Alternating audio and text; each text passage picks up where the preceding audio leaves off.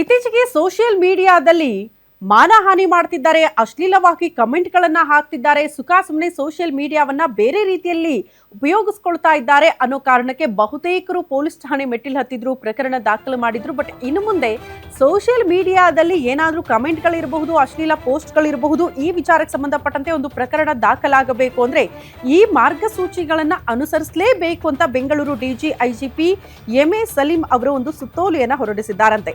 ಪೊಲೀಸರಿಗೆ ಮಾರ್ಗಸೂಚಿಯನ್ನ ಹೊರಡಿಸಿದ್ದಾರೆ. ಪೊಲೀಸ್ ಇಲಾಖೆ ಎಫ್ಐಆರ್ ದಾಖಲಾಗುವ ಮೊದಲು ಪ್ರಾಥಮಿಕವಾಗಿ ವಿಚಾರಣೆ ಮಾಡುವುದು ಕೂಡ ಕಡ್ಡಾಯ ಆಗಿರುತ್ತೆ.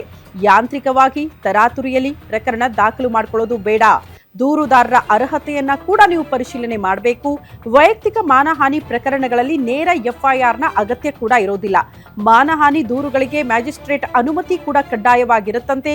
ಕೇವಲ ರಾಜಕೀಯ ಟೀಕೆಗಳಿಗೆ ಕ್ರಿಮಿನಲ್ ಕಾನೂನು ಕೂಡ ಸಲ್ಲದು ಅನ್ನುವಂತಹ ವಿಚಾರವನ್ನ ಮಾರ್ಗಸೂಚಿಯಲ್ಲಿ ಉಲ್ಲೇಖ ಮಾಡಲಾಗಿದೆ. ಹಿಂಸಾಚಾರಕ್ಕೆ ಪ್ರಚೋದನೆ ಇದ್ರೆ ಮಾತ್ರ ಬಂಧನಕ್ಕೆ ಕ್ರಮ ಕೈಗೊಳ್ಳಲಾಗಲಿದ್ದು, ಅಭಿವ್ಯಕ್ತಿ ಸ್ವಾತಂತ್ರ್ಯವನ್ನ ಪೊಲೀಸರು ಕಟ್ಟುನಿಟ್ಟಾಗಿ ರಕ್ಷಣೆ ಮಾಡಬೇಕು. ಸೂಕ್ಷ್ಮ ಪ್ರಕರಣಗಳಲ್ಲಿ ಸರ್ಕಾರಿ ವಕೀಲರ ಸಲಹೆ ಪಡೀರಿ ಅಂತ ಸೂಚನೆ ಕೊಡಲಾಗಿದ್ದು, ತಕ್ಷಣದಿಂದ ಈ ನಿಯಮಗಳು ಜಾರಿಗೆ ಬರುವಂತೆ ಆದೇಶವನ್ನ ನೀಡಲಾಗಿದೆ.